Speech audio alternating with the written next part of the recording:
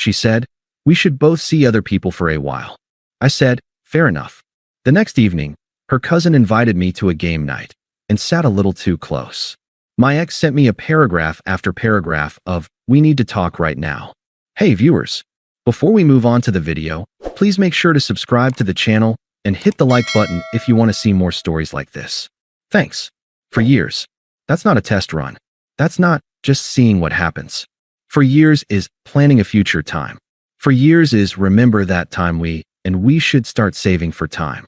We had just signed a 12-month lease on a new 2-bedroom apartment. I say we, but I'm an architect, so I'm the one who makes the architect money. I was the one who qualified for it on my own. I paid the security deposit, and I paid the first month's rent and the movers. Lena, my girlfriend, well, ex-girlfriend now, was in charge of vibes. That was her actual job, by the way. Social media marketing. Her life was about aesthetics, brand synergy, and whatever was trending 5 minutes ago. My life is about blueprints, load-bearing walls, and understanding that if you don't build a solid foundation, the whole thing comes crashing down. For the last 6 months, she'd been distant, moody. I attributed it to the stress of the move, or her job, or that new friend from her spin class who seemed to take up a lot of her text messages. I was the loyal, stable, boring but dependable boyfriend. I was the one working overtime to pay for the new furniture. I was the one who cooked. Just 2 weeks ago, I was supposed to go to Vegas with my college buddies. A trip we'd been planning for a year. The night before my flight, Lena had a full-on, tears-on-the-floor meltdown. She had a really bad feeling about the trip. She was feeling vulnerable in the new apartment and just needed me that weekend. She said, "If you loved me, you wouldn't go." So I canceled. I ate the cost of the flight. I stayed home. Saturday morning, she got a brunch invite from her friends. She looked at me, still in my pajamas, and said, "You don't mind, do you? It's just a few hours." She was gone for 8. I should have seen it then, I know. But you don't see the cracks in the foundation when you're busy trying to hold up the roof. So, this Tuesday, I was walking on air. I'd just wrapped a massive project at work, a design I'd been bleeding for. My boss had pulled me aside and told me a promotion was imminent. I was going home a hero. I felt on top of the world. I even stopped and got her favorite Thai food, the expensive place that always gets the pad CEW just right. I walked into our brand new apartment, the one I was paying for, and the air in the room was wrong. It was cold. Lena was on the couch, but she wasn't in sweats. She wasn't watching trashy TV. She was dressed. A new black dress I'd never seen. Heels. Full makeup. Her phone was in her hand, face down on the cushion, but it lit up with a preview of a new message. She didn't look up when I came in. "Hey," I said, trying to keep the good energy. "Project is finally done. Got us some of that Thai food you love." She finally looked up. Her expression was bored, like I was a waiter who had interrupted her. "Mark, we need to talk." My stomach didn't just drop. It evaporated. The bag of food suddenly felt like it weighed 100 pounds. I set it on the kitchen counter. "Okay," I said slowly. "What's up?" She stood up, and I realized this was a performance. She'd rehearsed this. I feel so stifled. There it is. The #1, all-time classic. This, she gestured around the beautiful apartment I'd secured for us. It's all just so final. I'm 27. I haven't lived. I don't even know who I am anymore. I just feel like I'm Mark's girlfriend and not Lena. I tried to be the good guy, the architect, the problem solver. What? Lena, that's not true. I've always supported your job, your friends. No, you don't get it, she snapped, cutting me off. It's not about you, it's about me. I need space. I need novelty. I need to be the main character in my own life for a while. And then, the killer. The line she'd clearly practiced in the mirror, the one that let her be the cool, modern girl while gutting me. "I think we should both see other people for a while," she said, with a little, patronizing head tilt. "Just a break. To, make sure this is really what we want." I'm an architect. I see a flawed design. I see a compromised foundation. And I know, with absolute certainty, when a structure is a tear down. This was the moment. The movies tell you to fight, to beg, to yell. Is there someone else? You're supposed to cry, to make grand promises, to list all the sacrifices you've made. But I just looked at her. Really looked at her. The new dress. The perfect makeup. The phone that had just buzzed. She wasn't sad.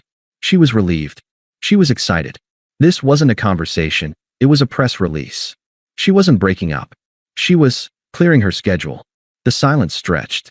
She started to look impatient, tapping her foot in her new heels. This wasn't going to script. I was supposed to be a wreck. Well, she said, her voice sharp. Aren't you going to say anything? I took a breath. I looked at the Thai food getting cold on the counter. Then I looked back at her, and I gave her a single, short, final nod. Fair enough. Her perfectly made-up face just broke. The smugness, the confidence, it all just shattered. This was not the script. Wait, what? Fair enough. That's all. After 4 years. You said you want to see other people. I said, my voice completely flat. That's a breakup, Lena. So, fair enough. You're free to do what you want. I turned and walked toward my bedroom. I'm going to pack a bag. That's when the panic turned to rage. Her rage. A break, Mark, she shrieked, following me. I said a break. Like a few weeks. You're just going to give up? For years, and you just give up? You're the one who just gave up with a pre-written speech, I said, turning back to her. You're wearing a new dress and heels, Lena. You're not sad about this. You're excited. I'm not going to sit in this apartment and wait while you find yourself with some other guy. That's not a break. That's a backup plan. And I'm not it. She crossed her arms, and the smug mask clicked back into place. Fine, she said, her voice dripping with venom. Be dramatic. I guess you won't be coming to game night at Sarah's tomorrow, then. I was going to invite you, but now. That's just awkward. She was, in one sentence, telling me she had already planned my exile. She expected it to make me fold. You're right, I said. That would be awkward. I went into the bedroom. I didn't grab the TV or the good towels. Just clothes, toothbrush, laptop. She was standing in the living room, fuming, when I walked out. I walked to the front door, put my hand on the knob, and paused. I'll coordinate with you to get the rest of my stuff, I said, not looking back. I'll be off the lease by the 1st. Goodbye, Lena. I walked out. As I was standing at the elevator, waiting for the down button to light up, I heard our apartment door click open and close again, very quickly. She was leaving, too. She hadn't even waited for my car to be out of the parking garage. I ended up at my buddy Dave's place. He's also an architect, and he took one look at my duffel bag, handed me a beer, and said, her loss. Couch is yours. For the next 24 hours, I didn't feel. I functioned. I was an architect whose project had been suddenly canceled due to a fatal flaw in the client's integrity. I didn't grieve the project. I just started the paperwork. I sat on Dave's couch with my laptop, and I deconstructed the life I'd been building. I logged into the utility portals, submitting change of responsibility forms, putting everything in her name. I canceled the high-speed internet. I changed my passwords. Each click was a small, satisfying snip.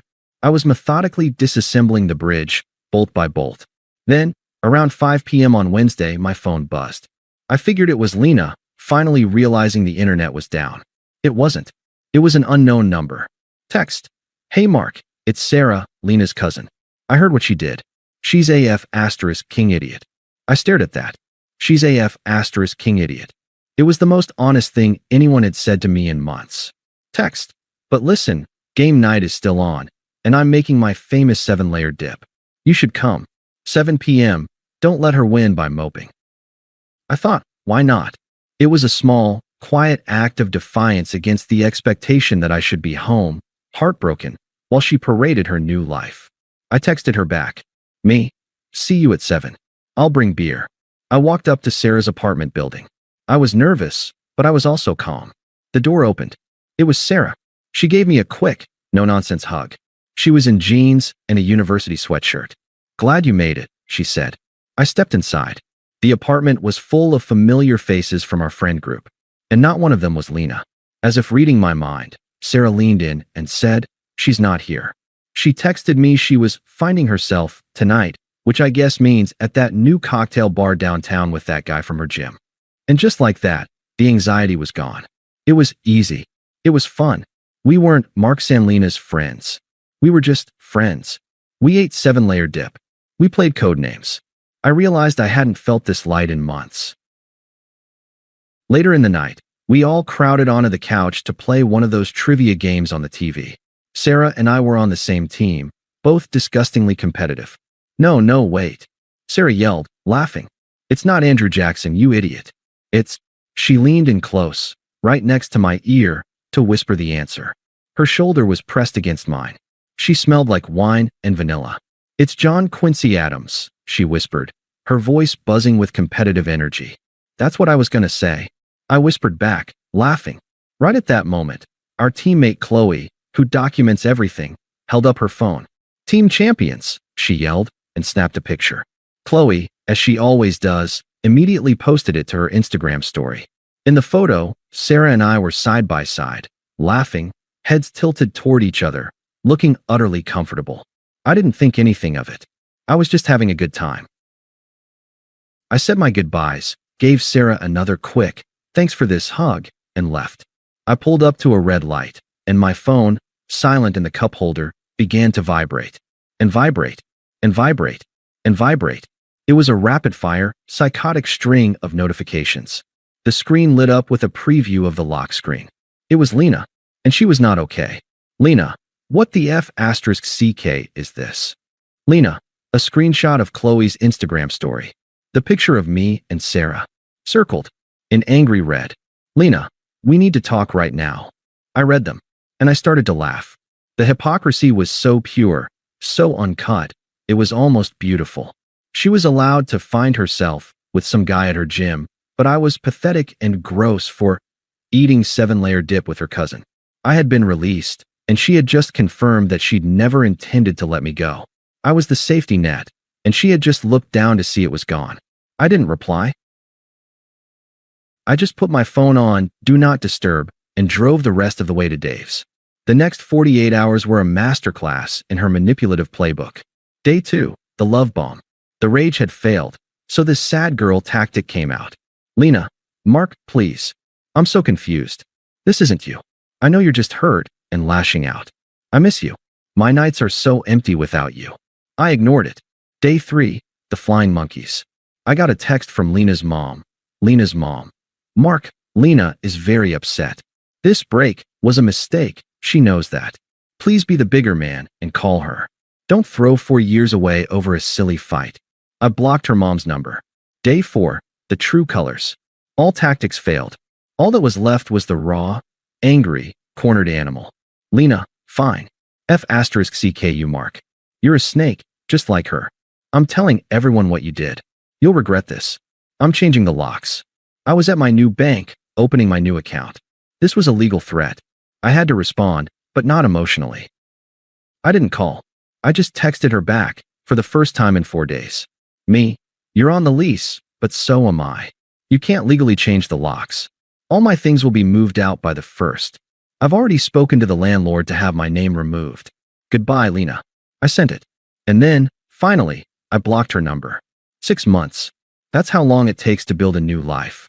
I got the promotion. I moved into my own modern apartment downtown. I was hitting the gym. I was myself. And I was with Sarah. It was slow. It was mature. It was built on mutual respect and a shared understanding that drama was a waste of energy. The final encounter was at our mutual friends, Qley and Dave's, wedding. Sarah and I walked in. I was in a new, perfectly tailored suit. Sarah was in an elegant dark green dress, laughing at something I'd just said. We were a power couple. I got drinks at the open bar, and there she was. Lena. She looked frantic. She was alone. I'd heard through the grapevine her new guy had unceremoniously dumped her after she became too clingy. The karma was swift and absolute. She cornered me when Sarah went to say hi to the bride. Mark, she said. Her voice was tight. I see you're still with her. I gave her a polite, professional nod. Hey, Lena. It's a beautiful wedding. Look, Mark, she said, stepping closer, dropping the pretense. I get it. You were angry. You wanted to hurt me. And you did. She gestured at Sarah. You won.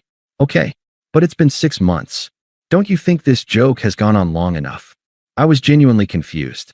What joke? This? Her. You proved your point. But that guy I was seeing? A mistake. I've been doing so much therapy, Mark. I've grown. I miss us. I miss my best friend. She still thought my entire new life was a performance for her benefit. I looked at her, and I felt nothing. Lena, I'm not with Sarah to hurt you, I said, my voice calm. I'm with Sarah because she's smart and kind, and she doesn't play games. Her face crumbled. But 4 years, Mark. We had 4 years. You don't just throw that away. I love you. I let her, I love you, hang in the air between us. No, you don't, I said, not unkindly, just factually. You loved that I loved you. You loved the stability. You loved having a backup plan. Across the room, Sarah caught my eye. She smiled and waved me over to the dance floor. My real life was waiting. I turned back to Lena. You wanted us to see other people, I said, giving her a small, polite smile. I just finally did. I turned, left her at the bar, and walked onto the dance floor. I took Sarah's hand, pulled her close, and I never looked back. Thanks for watching.